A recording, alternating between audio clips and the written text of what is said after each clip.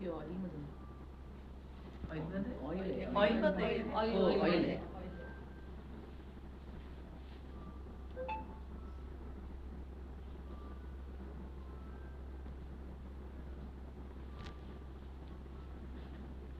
मी जे ब्रिटिश इन्स्टिट्यूटमध्ये oil painting शिकले ना लँडस्केपचं, तर त्याच्यामध्ये ब्रशवर्कमध्ये कॉम्बिनेशन म्हणून त्यांनी काही ठिकाणी नाईफ वापरायची सवय लावून दिली होती. पण मला नंतर काय वाटायला लागलं की नाईफमध्येच आपण करूया. म्हणून आजकाल मी फक्त नाईफमध्येच करते, म्हणजे ब्रश खूप कमी वापरला जातो. एकतर काय होतं, ऑइल कलरमध्ये ब्रशेस वगैरे ना लवकर खराब पण होतात, आणखीन रंग पण त्यातला पाहिजे तो रंग तुमचा राहतच नाही ब्रशमध्ये. कितीही तुम्ही स्वच्छ धुवायचा प्रयत्न केला तरी सुद्धा ते रंग त्याच्यामध्ये आधीचे जे असतात ते राहून जातात. एक तर तुम्हाला ब्रश बदलायला तरी लागतात, नाहीतर मग ते आहे ते वापरायचे झाले तर खूप त्याच्यासाठी मेहनत घ्यायला लागते. आणि नाईफचं काय होतं, तुम्ही असं पुसलात की क्लीन होतं फास्ट. हा, आणि पॅलेट मध्ये घ्यायला वगैरे आणि द्यायला वगैरे, आणि मेन त्याचा जो इफेक्ट आहे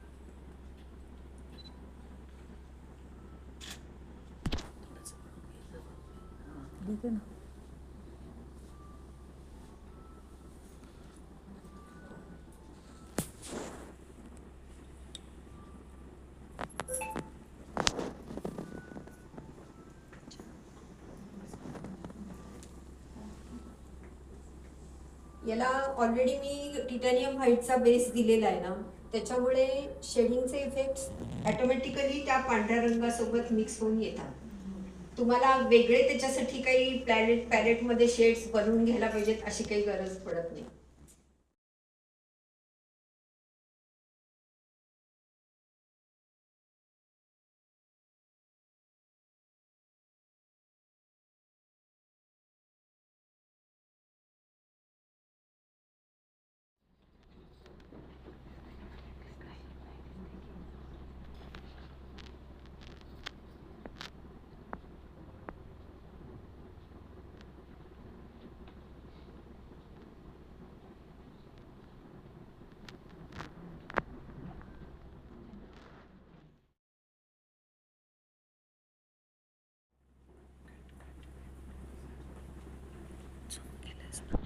हा नाईफ आहे ना, हा उभा धरलात ना की त्याचं जे एज आहे त्या एजमुळे तुम्हाला लाईन्स बिल्ड करता येतात.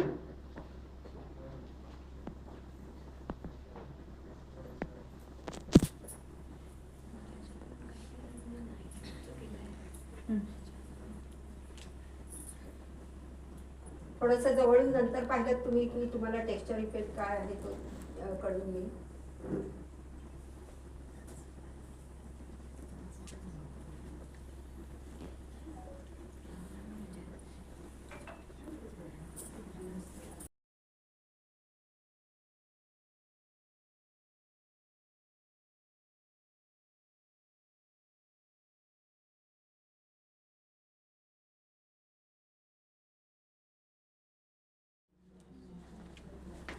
कलर्स मुद्दाम याच्यामध्ये मी अगदी मोजके घेतलेले आहेत आणि थोडेसे मला आवडणारी कलर स्कीम घेतली.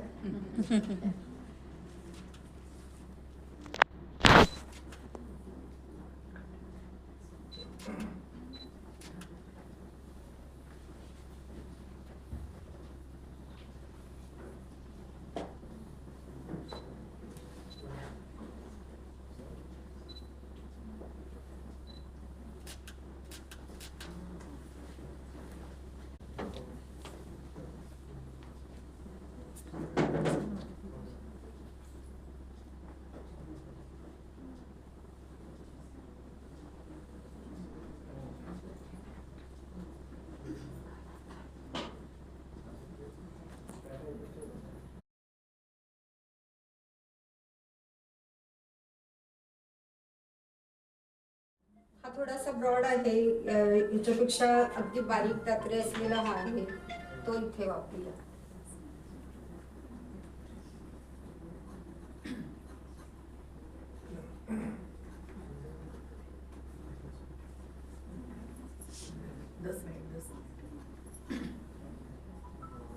थोडेसे वेगळ्या पद्धतीने दिलेत स्ट्रोक्स.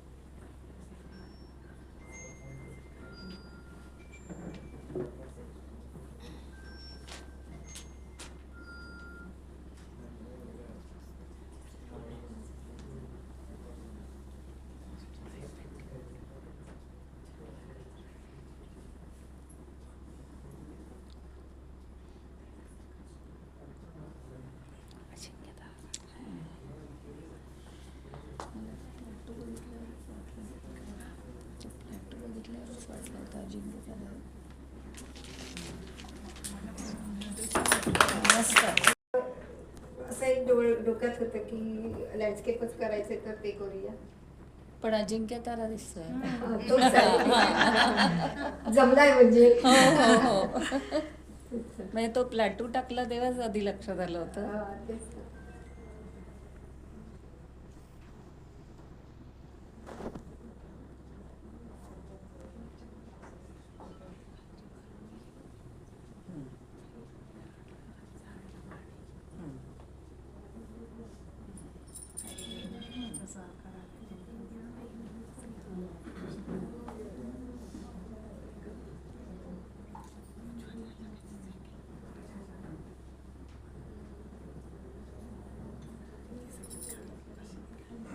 मस्त. तर लाईव्ह पेंटिंग केलं